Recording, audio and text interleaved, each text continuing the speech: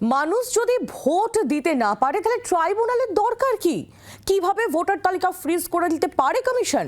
হুগলির সভায় ফের একবারে সুর সপ্তমে তুললেন তৃণমূল সুপ্রিমো।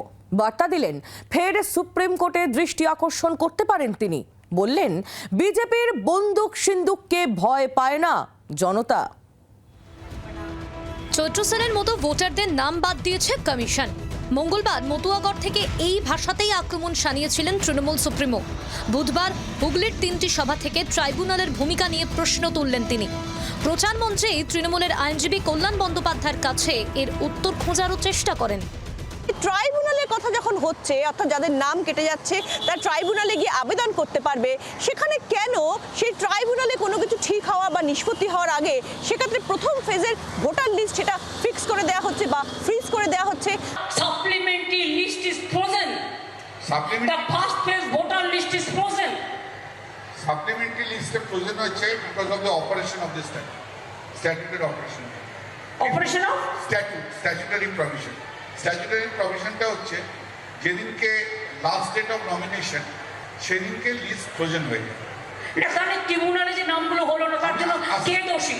আমি আসছি, এই যে ট্রাইব্যুনালকে ফাংশন করতে দেয়নি তার জন্য নিঃসন্দেহে ইলেকশন কমিশন দোষী।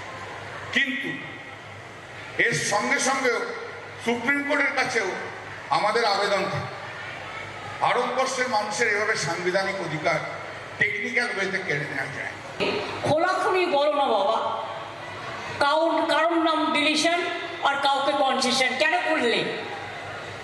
তুমি করোনি, বাট কেউ তো করেছে।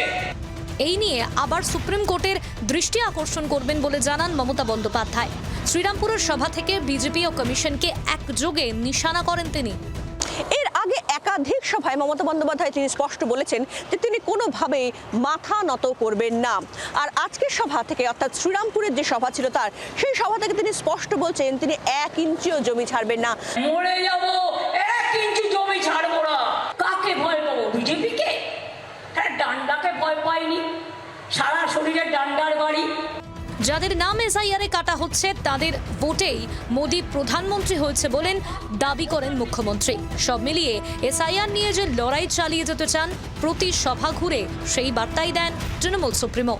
ক্যামেরায় কমলের সঙ্গে শ্রেয়সী, জি 24 ঘন্টা।